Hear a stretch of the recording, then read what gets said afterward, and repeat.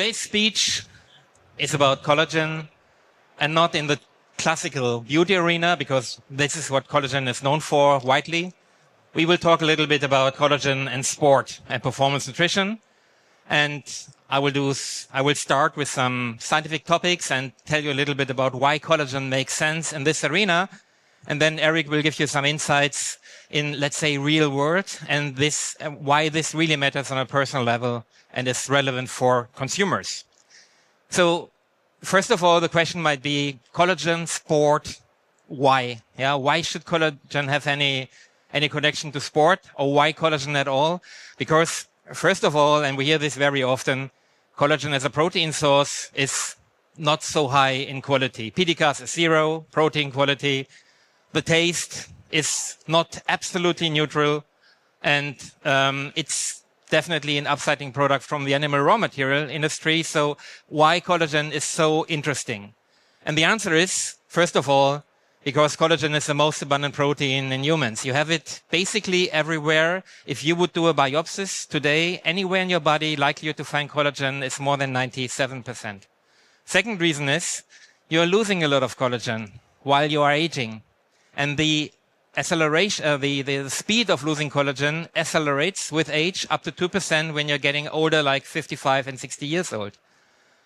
And now let's just think about, you have collagen everywhere where you protect your body, skin, ligaments, tendons, joint, bones, and you lose this collagen. What happens if you could think about a regeneration, a product which could prevent this loss of collagen? And actually, collagen peptides can do that, and this is exactly why collagen is of interest.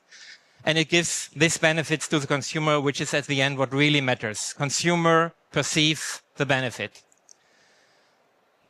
Why can collagen do that, and why collagen is not like other proteins? I'm a biochemist. If you look at collagen from a chemical perspective, it's really, I would call it, the most unusual protein. So first of all, collagen and gelatin, which is what collagen peptides are derived from to a certain extent.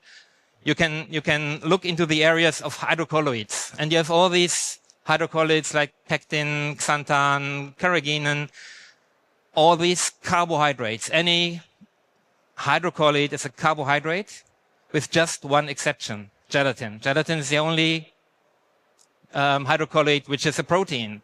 So in this world, it's already an exception.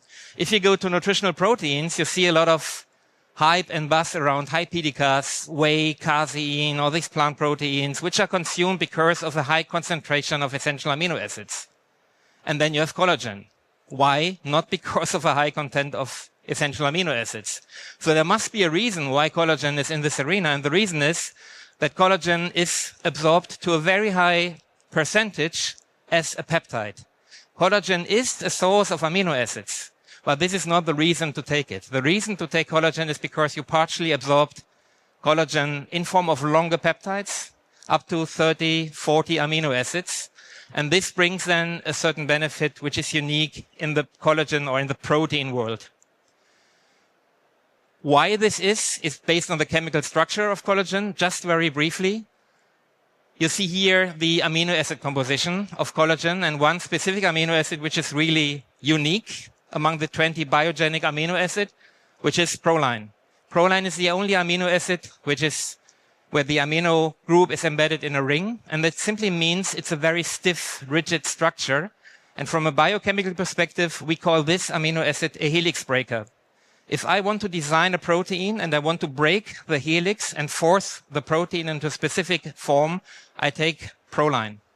And collagen has, in form of proline or hydroxyproline, 25% of a helix breaker, which is absolutely unique in the protein world. And the consequence is that any protein, any peptide you know, is a right-handed helix, which comes along as a random coil. And you know, a lot of these peptides in form of or proteins like enzymes, all these enzymes, you see GLP-1, the P stands for peptide, insulin, the hormones, all these structural proteins come along as a random coil, a right-handed helix. Exception of collagen, which is the only protein I know at least with a left-handed helix. And the consequence is that this is not a random coil, but if you look at collagen from this perspective, please visage or have in mind something like a rope. A rope with a tensile strength which is higher than steel, which binds movable parts of your body together and can really bring a lot of stability like steel in a bridge. If you look at your bones, for example, it's a composite material of collagen and a mineral component, like a steel bridge where you have the concrete, can be compared with the calcium, and then you have the steel, can be compared with the collagen, which gives elasticity and stiffness to the bridge. Otherwise, it would break. And now, if you think that you hydrolyze, so cut these proteins in pieces to get a collagen peptide for nutritional purposes, to increase bioavailability and also water solubility, you will still end up with a kind of right-handed helix, which can be broken down to amino acids in the case of ordinary proteins. If you do the same with collagen, you have a very rigid, small kind of needle, a structure which is basically like a small piece of needle, which is one of the reasons why this protein is absorbed, yes, as amino acid, as DNP peptide to a certain extent, but up to 10% are absorbed in intact form. Yeah, so this is extremely important. And I don't talk about D and tree peptides. I talk about peptides which are up to 20 kilodalton, depending on how you look at it, which are absorbed in the bloodstream in intact form. Why this matters? Why this matters? Well, if you absorb, like any protein, your protein in form of single amino acids, D and tree peptides, then you absorb building blocks. And we have 20 biogenic amino acids where our protein is built on, and then you can't differentiate your proteins just by the amino acid source and the amino acid composition. As soon as you switch from the building block to longer peptides, you add information, you add potential bioactivity. You end up at these peptides which are known for bioactivity, like insulin, like GLP-1. And nobody would think about the PDCAs of GLP-1 or insulin because it has a biological function. What is the biological function of collagen and the peptides being absorbed? Well, yes, building block, 80-90%. But these peptides which are absorbed are not working as a building block, but as a stimulant for the integrin receptor of your target tissue, which could be ligaments in this case, which could be fibroblasts in this case, relevant for ligaments and tendons and the skin. Could be the cartilage regenerative cell, chondrocytes, or your bone regenerative cells, which are osteoblasts and osteoclasts. And in all these cases, the peptides you consume are recognized by your cells, which are responsible for the metabolism of and regeneration of your collagen, as increased concentration of body-owned breakdown particles.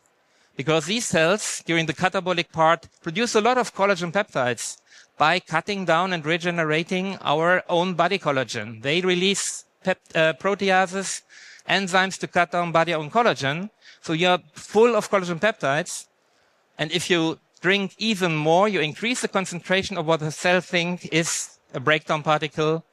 The brake perceives this as increased breakdown and acts against it, intermediated by the integrin receptors, signal to the cell core, and then the signal comes to produce more anabolic part, more proteoglycans, collagen, hyaluronic acid, and produce less catabolic proteases to result in an anabolic shift. And this is exactly the secret why any collagen works, and how good your collagen is depends on the question how good your collagen fits to these specific integrin receptors, which are different in skin cells and bone cells. And now you have a certain idea already why this matters a lot to sport.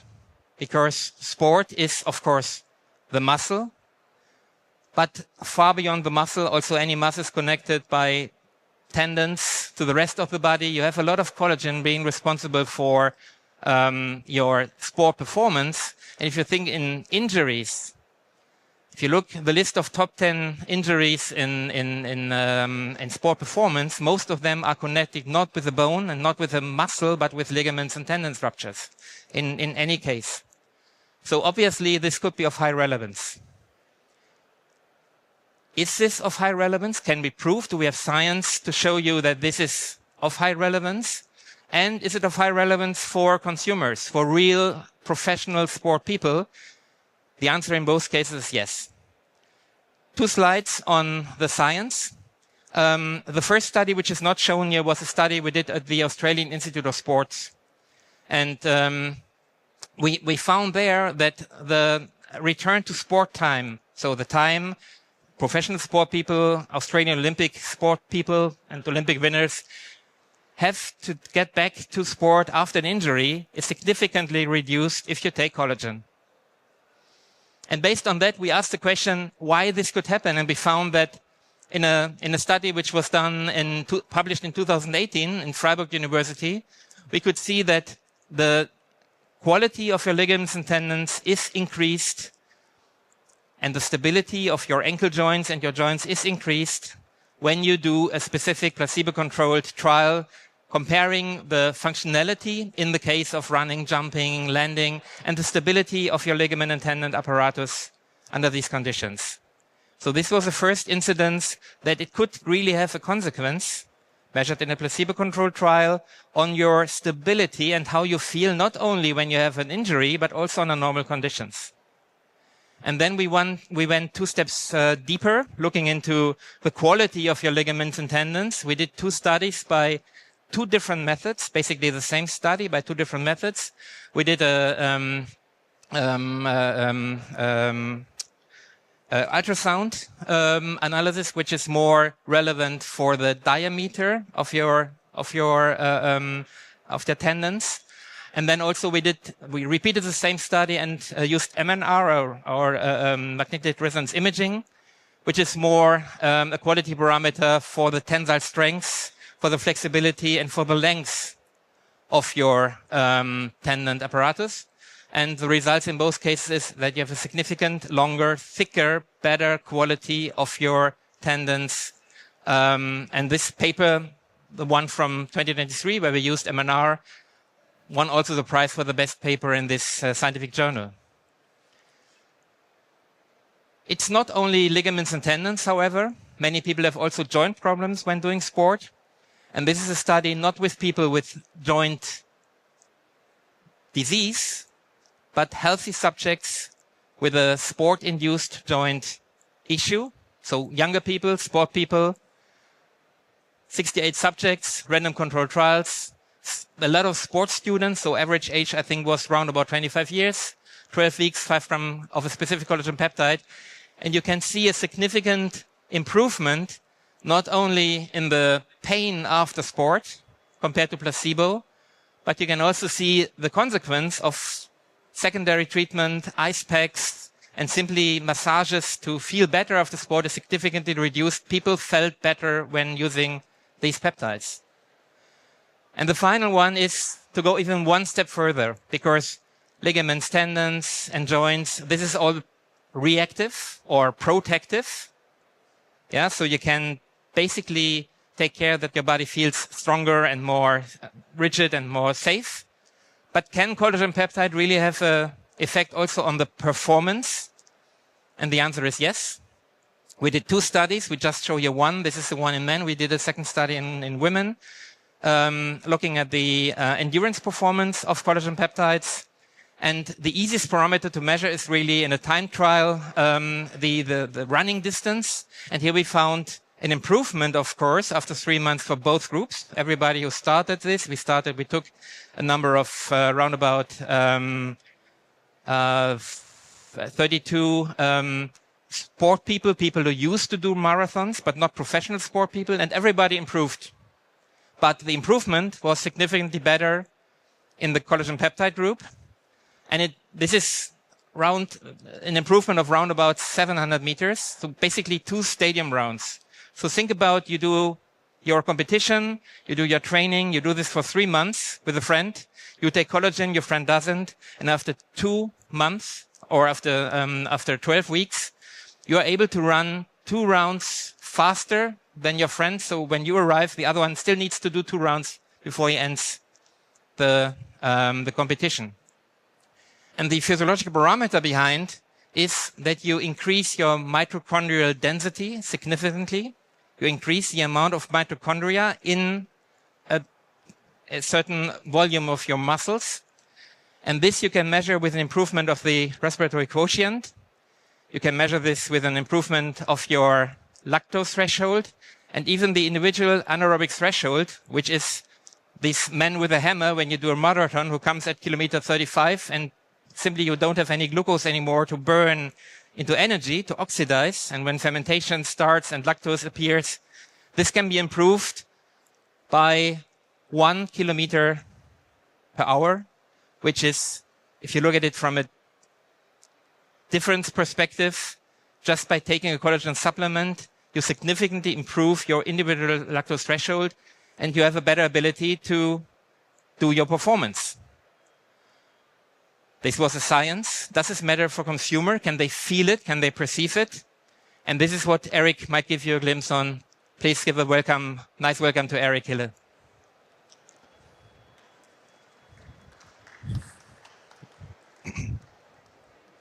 Hello. First of all, I have to say, pardon for my English.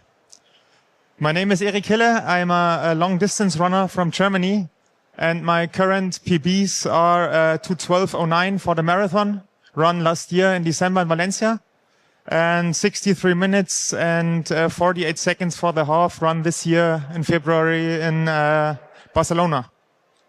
Yes, and I always, thank you very much. And I always try to push limits, especially in regeneration, innovation, and of course, high performance. All right, I have to say, I think this slide was the idea of gelita, just to make sure that I am no influencer, but an athlete. I think so.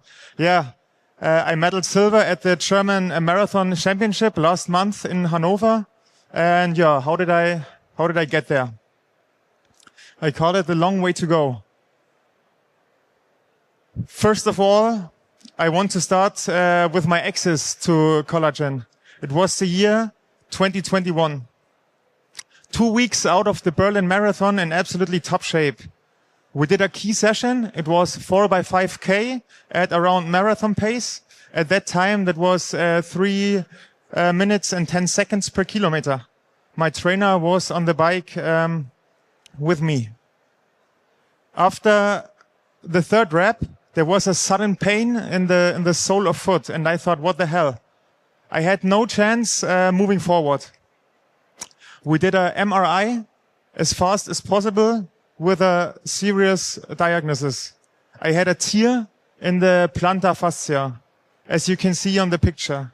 And that has been very, very heartbreaking news for me.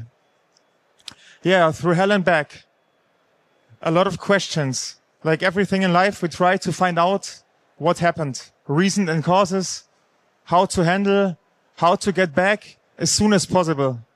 We consulted, of course, the physio and the doctor.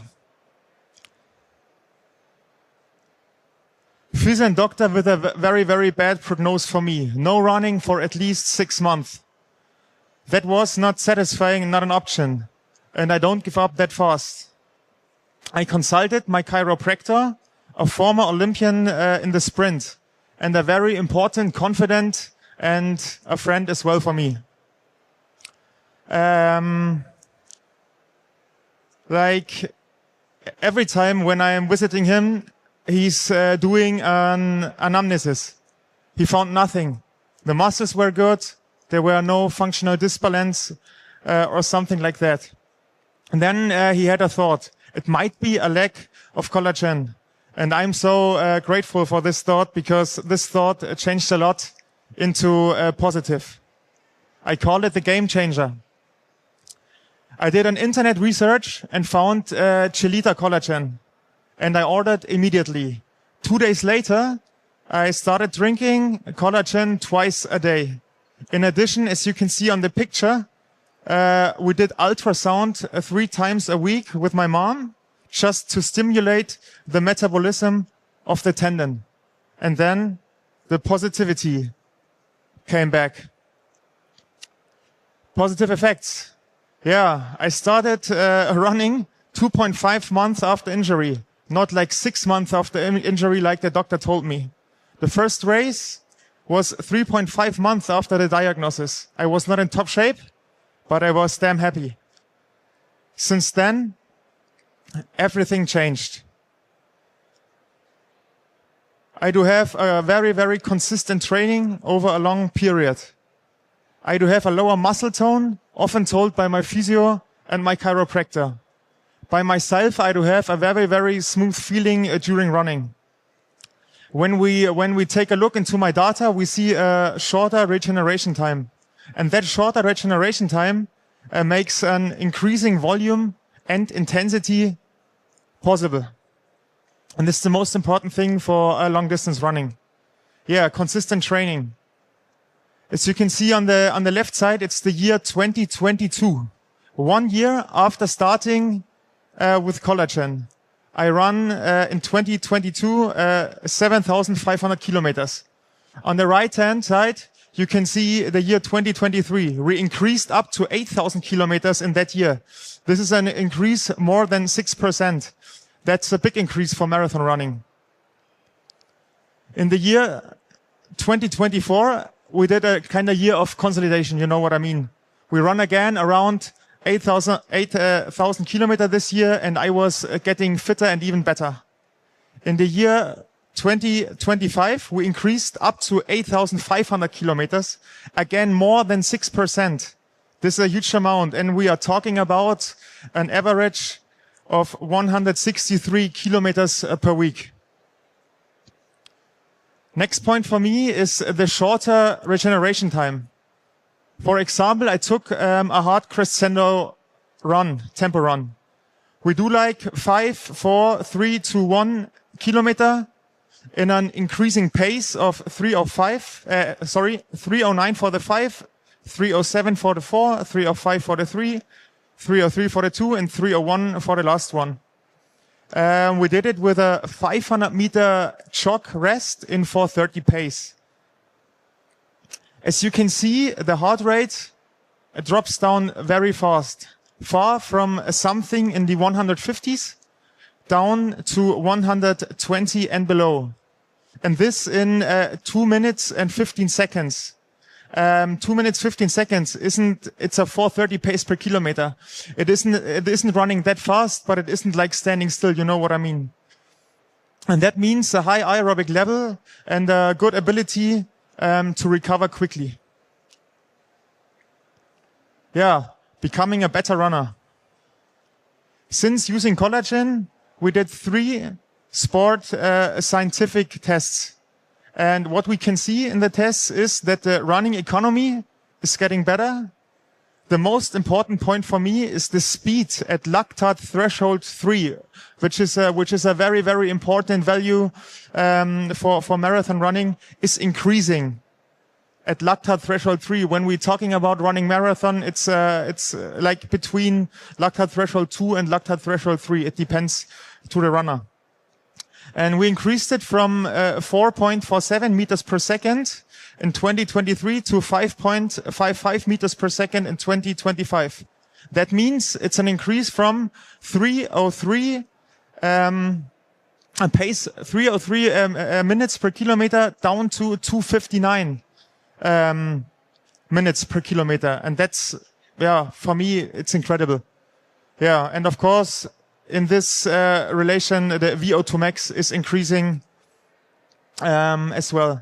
But for me, very important to say, drinking collagen every day doesn't make you or me a better runner. But collagen supports me or you to stay healthy, injury-free, and consistent.